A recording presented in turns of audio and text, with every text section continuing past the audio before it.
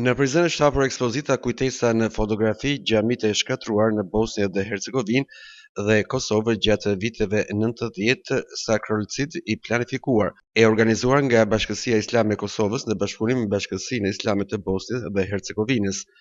Autori i ekspozitës, Sabri Bajgora, theksoi se qëllimi i saj është të paraqesë shkatrimin e xhamive gjatë agresioneve të armatosura në Bosnjë dhe Hercegovinë në vitet 1992-1995, si dhe gjatë luftës së çlimtare në Kosovë në vitet 1998-1999. Ka treguar se serbët e kanë pas qëllimin që nëpërmjet shkatërimit të objekteve tona fetare xhamive të përpiqen ta shkatërrojnë edhe kulturën edhe identitetin tonë. Ne është e vërtet që jemi shqiptar, po me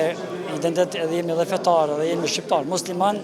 ata kanë dashur që me një gur të vrasin dy zogj, të na shkatërrojnë edhe shpirtërisht edhe kombëtarisht, mirë po falë Zotit dhe ndihmës së alatëve tonë dhe gjakut të derut të bijve dhe bijeve tona arritëm që të mjetojmë. Ai bëri të ditur se gjatë luftës në Kosovë, forcat e serbë përmes formave të ndryshme të dhunës dhe agresionit sulmuan dhe shkatruan një pjesë të madhe të trashëgimisë islame. Falë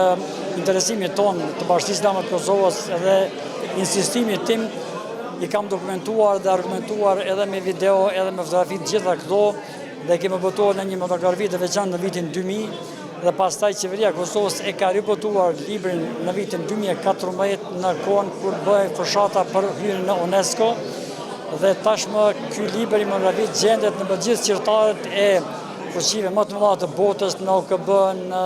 OSBE e të tjera,